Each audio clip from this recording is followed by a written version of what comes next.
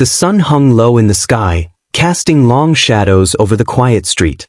Jordan stood there, his hands deep in his pockets, staring at the cracked pavement beneath his feet. It was just another ordinary day, or so he thought. Life had a way of throwing punches when you least expected them, and today, the punch would come out of nowhere. He wasn't a stranger to this neighborhood. He had walked these streets 1,000 times, seen the faces that looked through him, heard the whispers that followed him, felt the subtle tension in the air as he passed by. But today was different. Today, he would stand in the middle of a storm, and he wouldn't even know it until the first drop hit him. Out of nowhere, the screeching sound of a police siren tore through the air. Jordan's head snapped up, the chill of instinct telling him that trouble had just arrived. Officer Stevens, the same officer who had terrorized this block for years, stepped out of his patrol car, the heavy boots of his uniform hitting the pavement with an authority that was more about fear than respect. Stevens had a reputation. He wasn't just any cop. He was the kind that walked into a room and made you feel small without saying a word. His cold, hard eyes scanned the street like a predator looking for its prey. And today, Jordan was that prey. The officer's sneer stretched across his face as he locked eyes with Jordan. "Well, well," Stevens muttered, his voice dripping with mockery. "Look at you all tough and proud. What's a little kid like you doing out here? Shouldn't you be running along, hiding under your mama's skirts?" Jordan's jaw tightened.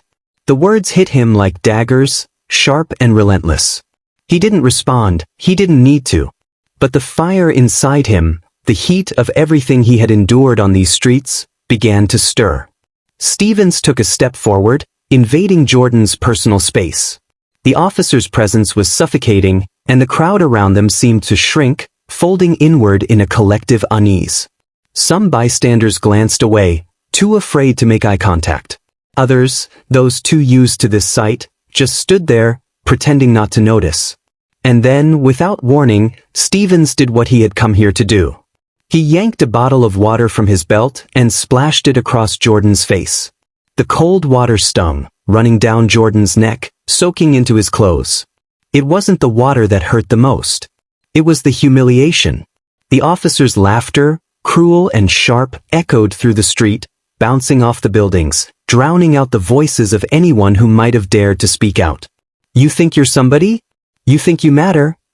Stevens taunted, his voice now a venomous hiss. "You're just a kid in the wrong place.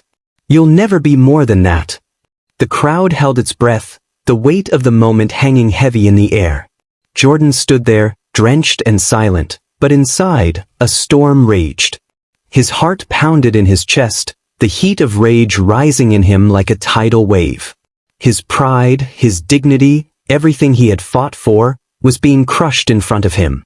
But in that moment, something snapped within him. It wasn't fear anymore. It wasn't shame. It was resolve. The kind of resolve that comes from knowing you've had enough. The officer turned to walk away, as if Jordan's presence no longer mattered. His final words cut through the air, a cruel dismissal that could have made anyone shrink. "Don't forget your place, kid." But Jordan didn't shrink. He didn't move either. He stood there, frozen, but only for a moment. His eyes followed Stevens' retreating figure, his gaze hardening with every step the officer took. The crowd murmured, a few whispers escaping from those who had witnessed the scene. But it didn't matter. What mattered was that Jordan knew something had changed. Something inside of him was different now. He had been pushed, humiliated, belittled, but he wasn't going to let it go. He wasn't going to forget his place. No, he was going to find his own. As the officer's footsteps faded into the distance, the anger in Jordan's chest roared louder. This wasn't over. Not by a long shot. It wasn't just about the water. It wasn't even about the insults. It was about something deeper, something that had been building up inside him for far too long. The system had failed him. The world had failed him. And now, he was going to take control of his story. The world would hear him now. They would know his name. Jordan wiped the cold water from his face, his hands shaking. But it wasn't fear. It was the beginning of something far more dangerous. He would make them remember. The morning after the incident, the air was thick with unspoken tension, as though the city itself held its breath. Jordan couldn't shake the image of Officer Stevens walking away, his parting words ringing in his ears like an ominous bell. "Don't forget your place, kid." There was a bitterness in Stevens' voice that cut deeper than the water he'd splashed on Jordan's face. Jordan's mind raced, grappling with the injustice, the sting of humiliation, and the simmering rage he could no longer ignore. He knew that he couldn't just let this slide. He had to understand why Stevens had chosen him, of all people, to target. What was it about him that set Stevens off? And why, after all this time, did Stevens still seem to harbor such an intense hatred? Using his street smarts and sharp instincts, Jordan dove into a personal investigation. He wasn't an investigator by trade, but he had spent enough time watching others, learning the nuances of people's behavior, to know how to dig for the truth. His fingers danced over the keys of his laptop, searching, digging, until finally, something caught his eye: Michael Blake. The name of the new police chief. Jordan had heard of Blake before, of course. He was the man who'd swept in, bringing promises of reform, of a cleaner, more just system. But something about the name struck Jordan as odd, like a puzzle piece that didn't quite fit. So he dug deeper. What he uncovered was nothing short of shocking. A story from years ago, buried deep in an old news archive. It was an article about Blake's time as an undercover cop, a man who had infiltrated one of the most dangerous gangs the city had ever known. The twist, however, wasn't in the story of Blake's undercover heroics. No, it was in the revelation that Stevens had been one of the gang members Blake had betrayed to secure his new life as a cop. The weight of that truth hit Jordan like a freight train. The hatred Stevens had for Blake wasn't just about the job, the color of Jordan's skin, or even the badge. It was about betrayal.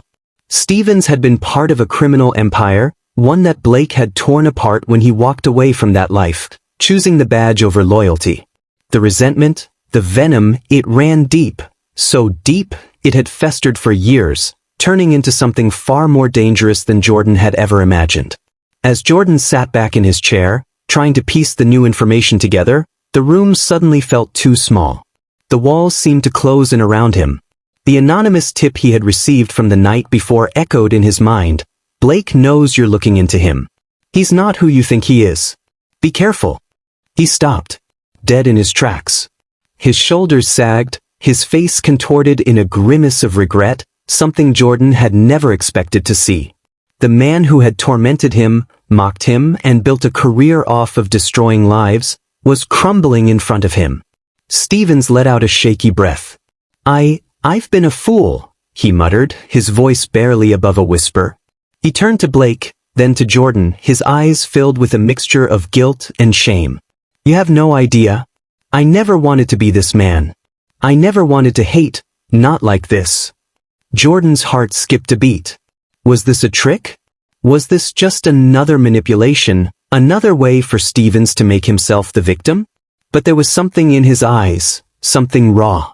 He wasn't playing them. He was broken. "I've been part of the system for years," Stevens continued, his voice trembling, "not because I wanted to be, but because I feared losing everything. My job, my life, my little piece of power. I thought this was the only way to survive." Jordan stood motionless, the weight of Stevens' words sinking in. Was this some sort of twisted redemption? Did it even matter now? How many lives had Stevens ruined for the sake of his own self-preservation? "I know things," Stevens said, his voice steadying. "Things that could change everything. Help me make this right. I don't want to be part of it anymore. I want to make this right." But Jordan couldn't help but wonder, was this just another game? Could he trust this man, this monster who had tormented him, who had tried to break him down at every turn? Inside, his mind was at war. The anger, the years of abuse, they had all built a wall, a barrier between him and any chance of peace. But then, there was the sincerity in Stevens' eyes. Could this be his chance to finally get back at the people who had hurt him? Could he trust Stevens? Before Jordan could answer, before he could even begin to process the depth of the offer, Blake's phone rang, its shrill tone cutting through the thick silence. Blake answered, his eyes narrowing as he listened to the voice on the other end of the line. It was a voice Jordan didn't recognize. But the words were unmistakable. "They know about you," the voice said, cold and emotionless. "The syndicate knows about your little alliance. They're coming for you." The room froze. A cold shiver ran down Jordan's spine. The threat was no longer just an abstract idea, a distant fear. It was real, and it was coming for them. Blake's face hardened, the lines of his jaw tightening as he set the phone down. "They're coming," he muttered. And in that moment, Jordan knew the game had changed. There was no turning back now. As the clock ticked down and the danger loomed closer, Jordan couldn't help but wonder, was this his chance to finally make things right, or was he walking straight into a trap? The weight of the decision hung heavily in the air. And as the walls closed in, Jordan had only one question left on his mind. Can you ever truly trust a man like Stevens, or has his betrayal run too deep? What would you do? Drop your thoughts in the comments below. Share your perspective. The syndicate's grip on the town was tightening. Every step Jordan, Blake, and Stevens took, every lead they followed, led them deeper into a labyrinth of corruption and deceit. What they had initially thought was a web confined to the police department was just the tip of the iceberg. No, this syndicate had its fingers in every pie. Local businesses, politics, even the very fabric of the town's community, everything had been touched, twisted, and controlled. But just when they thought they had seen the darkest corners, an even more chilling truth emerged. Jordan's mother, the woman who had always been his anchor, his symbol of unshakable morality, was not who he thought she was. For years, she had shielded him from the truth, wearing a smile that hid the most dangerous of secrets. And now, that very smile was falling apart. The revelation came like a thunderclap in the dead of night. His mother had been a part of the syndicate. The words hung in the air, suffocating him with their weight. Jordan had always believed that his mother had been a victim of circumstance, a bystander to the chaos around her. But now, the reality was staring him in the face. She had willingly joined the syndicate years ago, a willing player in their dangerous game, until she had seen the monster it truly was. The room went cold as Jordan's eyes locked with hers. He could see the shame, the guilt, and the pain etched deep in her eyes. But even then, it wasn't enough to erase the hurt. "Why didn't you tell me?" His voice was a whisper, a raw edge to it that betrayed the quiet storm raging inside him. His mother's shoulders slumped as if the weight of a lifetime of secrets was finally crushing her. "I thought I could protect you. I didn't want you to know, to get dragged into this world. I left because I couldn't bear what they had become. But it's still in the shadows, Jordan. It's still watching, still waiting." His heart was pounding now, a frantic beat that seemed to echo the rage and betrayal coursing through his veins. Could he forgive her? Could he understand the choices she made, the desperation she must have felt? Or was this a line he couldn't cross? Jordan turned away, his mind reeling. His mother had always been his rock, his only constant in a world that seemed to be falling apart. But now, every foundation was shaken. Every belief, every trust had been shattered. How could he face her now? How could he even begin to process this truth? And then, as if the world wasn't dark enough, a final, chilling detail surfaced. The tip came in quietly, like a whisper in the night. Someone in the syndicate had been watching Jordan. They knew his every move, his every breath. The game had escalated. It was no longer about a few crooked cops or a handful of bad apples. This was bigger. This was a war. Jordan felt the walls close in around him. The weight of the world, the truth about his family, the secrets that had been buried for years, it was all crashing down on him at once. And now, with the syndicate hunting him, he had no choice but to fight back. But at what cost? And who would he trust when everyone around him was tainted by the same darkness? He stared at the phone in his hand, the tip still fresh in his mind. They were coming for him. The game had changed, and there was no turning back now. The final act of rebellion was underway, and Jordan felt the weight of his decision pressing down on him. He had spent years fighting, surviving, trying to keep his head above water in a town consumed by shadows. But now, the time had come to take a stand. He wasn't alone in this fight. Blake, the new police chief, and Stevens, the reluctant ally, were by his side, ready to expose the syndicate that had its claws deep into their community. The plan was simple, or at least it seemed so: Go public, share the truth, and bring the criminals to their knees. But as they made their move, a cold realization crept over them like the chilling gust of wind before a storm. They were playing catch-up, always one step behind the syndicate's twisted game. The criminals had seen them coming, and their trap was already set. The sound of the gunshot was deafening, slicing through the tension like a razor's edge. Time seemed to slow as the bullet struck its mark. Blake's body jerked back as if struck by a force of nature, and the air was thick with chaos. He crumpled to the ground in an instant, his hand clutching at his side where the blood began to pool. Jordan didn't think. There was no time for thinking. Instinct took over, and he rushed forward, kneeling beside Blake, his mind racing. Stevens, still reeling from the impact of the shot, was already pulling Blake's limp form away from the open fire. The world around them blurred, the noise of gunfire fading into a background hum as they scrambled to safety. They ran, their legs pushing them faster than they ever had before. The streets that had once been familiar were now alien, an obstacle course of danger, fear, and uncertainty. Each step felt like it might be their last, but they didn't stop. They couldn't. Not now. Jordan's heart pounded in his chest as he glanced at Blake, still alive, barely, but alive. He looked at Stevens, who was barely holding it together, his face twisted with a mixture of guilt and fear. The weight of the moment settled on them, and for a split second, Jordan felt the same old doubt creep in, the kind that had haunted him for years. Was this really the right choice? Was this the right fight? But then he looked at Blake, whose pale face still showed a flicker of determination, and he knew. There was no going back. They reached a safe house, a temporary reprieve, but not a victory. Jordan stared out the window, the weight of the truth settling deep within him. He had a choice to make, a decision that could cost him everything. Leave the town, escape to safety, and fight another day, or make a stand, right here, right now, and risk everything to take down the syndicate once and for all. The decision gnawed at him, and for a moment, he hesitated. The voices in his head screamed at him to run, to take the easy way out. But then Blake's voice cut through the silence, steady, resolute, despite the blood still staining his shirt. "This isn't the end," Blake said, his words heavy with the knowledge of what lay ahead. "This is just the beginning." Jordan met his gaze, and for the first time in a long time, he felt the fire of determination reignite within him. They weren't done yet. The battle wasn't over. It had only just begun.